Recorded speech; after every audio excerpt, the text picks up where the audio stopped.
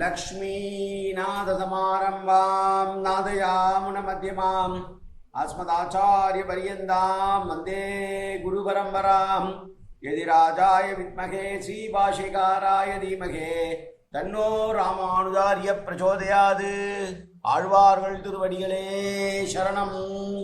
எம்பெருமானார் திருவடிகளே சரணம். ஜீயர் திருவடிகளே சரணம். யோ நித்யமச்சுதபதாம்புஜ யுக்மருக்ம व्यामोगदस्दतितरानतृणाय मेने अस्मद्गुरोर् भगवतोऽस्य दयैकसिन्धो रामानुजस्य शरणं शरणं प्रपद्ये. நீரார் கடலும் நிலம் முழுதுண்டு ஏலாராலும் இளந்தளிர்மேல் துயிலந்தாய் சீரார் திருவேங்கடமாமலைமேயாராமுதே அடியேர் கருளாயே. எல்லாம் வல்ல ஏழுமலையான் பெருங்கருணையால் 4000 திவ்ய பிரபந்த பாசுர பதிவேற்றங்களின் வரிசையில் இன்றைக்கு 2786வது நாள் பாசுர பதிவேற்றம். நம்மாழ்வார் அவருடைய பெரிய திருவந்தாதியிலே வரக்கூடிய 4ஆம் திருமொழியுடைய 10வது பாசுரம், பெரிய திருவந்தாதி 40வது பாசுரம். எம்பெருமானார் ராமானுசர் திருவந்தாதிக்காக, பெரிய திருவந்தாதிக்காக அருளிய தனியினை சேவிப்போம். முந்துற்ற நெஞ்சே முயற்றி தரித்துரைத்து வந்தித்து வாயார வாழ்த்தியே சந்தம் உருவும் சோலை சூழ் பூம் சூளை சோலை சூழ் மொய் பூம் குரு நல் குருகூரன் மாறன் பெயர் கூறு என்று நம்மாழ்வாரை பற்றி பேசுகிறார். 40வது பாசுரம். வாய்ப்போ இது ஒப்ப மற்றில்லை வானெஞ்சே போய் போ ஒய் வெண் அருகில் கூவியேன் தீப்பால பேய்த்தாய் உயிர்களாய் பால் உண்டு அவள் உயிரை மாய்த்தானே வாழ்வதே வலி ஏ நெஞ்சமே என்று பேசுகிறார். பாராய் பாராய் நெஞ்சமே. இப்போது நமக்கு வாய்ப்பு கிடைத்தது போல எப்போதும் வாய்க்க முடியாது, வாய்க்காது. தேவையில்லாமல் அவனை இகழ்ந்து பேசுகிறோமோ நினைத்து கொண்டு அவனை பற்றி பேசாமல் கொடிய நரகத்திலே கொண்டு போய் தள்ளிவிடாதே.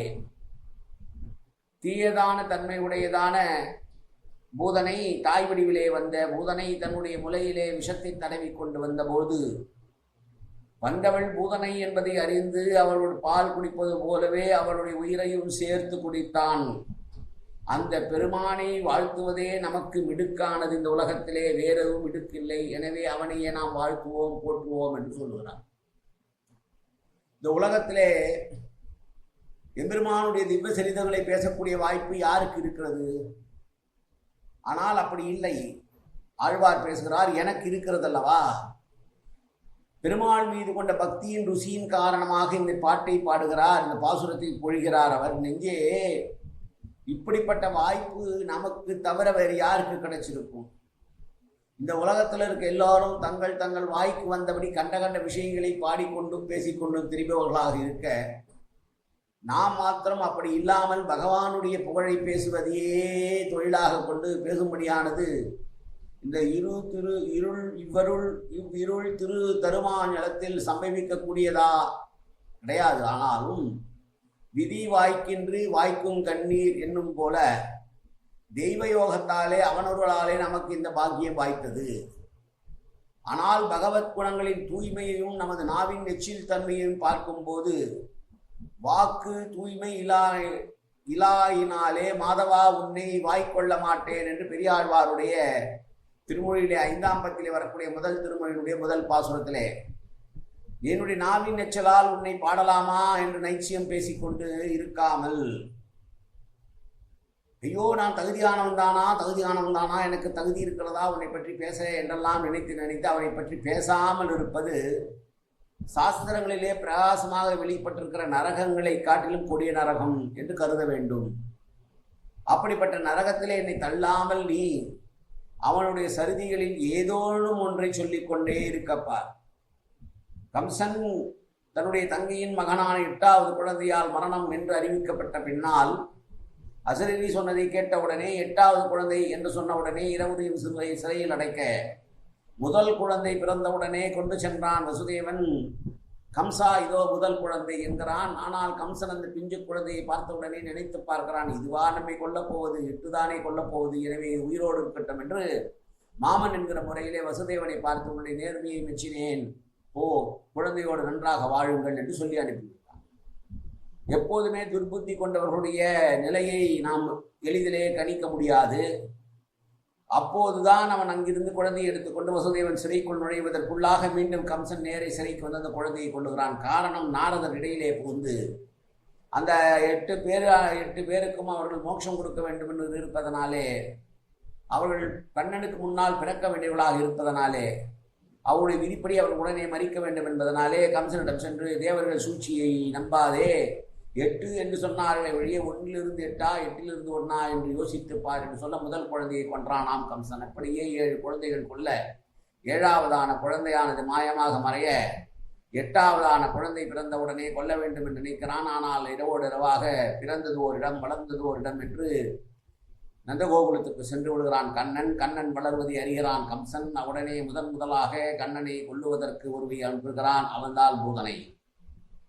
கண்ணனுடைய திருவதாரத்தை பேசுகிற எல்லா பக்தர்களும் இந்த பூதனை பற்றி பேசாமலே இருக்க முடியாது. கண்ணனுடைய திருவதார காலத்தில் முதல் லீலையே பூதனாவதம் தான்.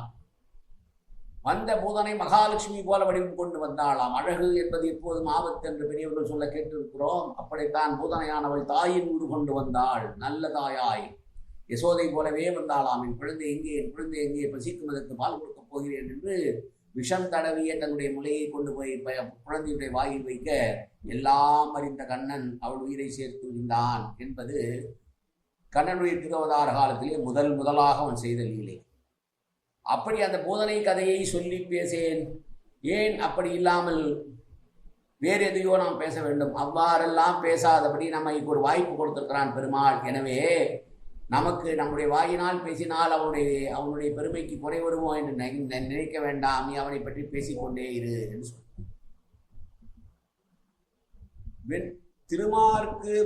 திருமார்க்கு யாமார் வணக்கமார் ஏபாவும் நெஞ்சே என்று நரமா மிகவுடையோம் நாள் என்று இந்த பிரதமத்திலே ஒரு 10வது பாட்டு. அடிக்கடி என்னுடைய வாயினால் நான் பேசுவதனால் பகவானுடைய பெருமைக்கு இழுக்கு வருமோ என்று பேசுவது என்பது தவறு.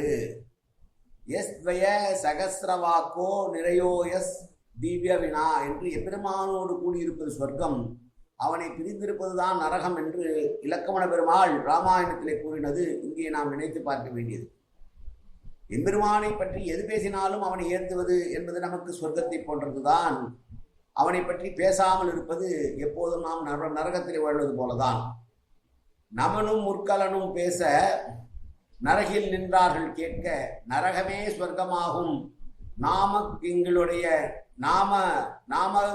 நாமங்களுடைய நம்பி என்று திருமாலை பாசுரத்தை நாம் இங்கே நினைத்து பார்க்க வேண்டும். நரகத்திலே நின்று கொண்டு நாராயண நாமத்தை சொன்னால் அது சொர்க்கமாக மாறிவிடும். திருமாலையிலே பேசியிருக்கிறது. இங்கே இலக்கணப்படி வெந்தலை பிறழக்கூடாது என்பதற்காக 2ஆம் அடியினுடைய முதல் வார்த்தையாக தேமாங்காய் சீராக அமைய வேண்டுதல் பற்றி போய் போ ஒய் என்றருளி செய்யப்பட்டிருக்கிறது. போய் பேய் எண்ணில் தேமா சீராய் தலை தட்டும், காய் முன் நேரும் மாமுன் திரையும் விளமுன் நேரும் வருவது வெந்தலை என்பது இலக்கணம். பூவியேல் என்றால் பூவியேல் என்று எதிர்மறை மனமுற்று மருவி இருக்கின்றதெல்லாம் இலக்கணங்கள். உயிர்களாய் பால் உண்டு என்றால் உயிரை பாலோடு கலந்து உண்டான். பால் உண்ணுகிற பாவனையிலே உயிரை பிடிப்பதாம். கலாய் என்பது கலந்து, கலாய் என்பார் அத்பாபகர். அவள் உயிரை மாய்த்தவனான எம்பெருமானை வாழ்த்துவதே நமக்கு மிடுக்கு என்றாவது, மாய்த்தவனை வாழ்த்துகையிலே துணிவுகொள் என்றாவது, மாய்த்தவனை வலிதாக வாழ்த்து என்றாவது உரைக்கலாம் என்று மிடுக்கு என்பது அவனுடைய மிடுக்கையும் குறிக்கிறது. நாமும் மிடுக்காக அவனை பற்றி வாழ்த்த வேண்டும் என்பதையும் குறிக்கிறது என்கிறது பாசுர அழகு. ஆக நம்மாழ்வார் சொல்லுகிறார், நிச்சயமாக நான் என்னுடைய வாயால் எச்சில் பட்ட வாயால் பெருமாளை பற்றி பேசினால் நல்லதா என்று நினைத்துக் கொண்டாராதே. உலகத்திலே பல பேருக்கு கிடைக்காத வாய்ப்பு உனக்கு கிடைத்திருக்கிறது, நமக்கு கிடைத்திருக்கிறது. நெஞ்சே எப்படியாவது அவனுடைய சரித்திரம், ஏதாவது ஒரு சரித்திரத்தை பற்றி பேசி என்று இது பூதனாவதத்தை பற்றி பேசிய பாசுரம். இந்த பாசுரம் மீண்டும் ஒரு முறை பாசுரத்தை அனுபவிப்போம். வாய்ப்போ இது ஒப்ப மற்றில்லை வான் இங்கே போய் போ ஒய் ஓய் போய் போய் வெண்ணரகில் பூவியேல் தீப்பால பேய்தாய் உயிர்களாய் பால் உண்டு அவள் உயிரை மாய்த்தானே வாழ்வதே வலி. காயேன வாச்சா மனசேந்திரியர்வா உத்யாப்தனாவா பிரகதேது சுபாவாது கரோமி எத்தது சகலம் பரஸ்மை ஸ்ரீமன் நாராயணாயேதி சமர்ப்பயாமி. உடலாலும் உள்ளத்தாலும் வாக்காலும் சகல விதமான பாவங்களும் தோஷங்களும் நிறைந்ததாக உலகத்து இயல்பிருந்த போதிலும் அடியேன் செய்கிற நல்வினையோ தீவினையோ அத்தனையும் உன்னுடைய கமலமலர் பாதங்களில் சமர்ப்பிக்கிறேன் கண்ணா. காத்தொள்வாய் கண்ணா, ஏற்றுக்கொள்வாய் கண்ணா. எப்போதும் உன் திருநாமம் கண்ணா கண்ணா கண்ணா என்று நாவில் வருவதற்கு அன்புருவாய் கண்ணா. சர்வத்திர கோவிந்தநாம சங்கீர்த்தனம். கோவிந்தா கோவிந்தா கோவிந்தா கோவிந்தா கோவிந்தா கோவிந்தா கோவிந்தா கோவிந்தா கோவிந்தா.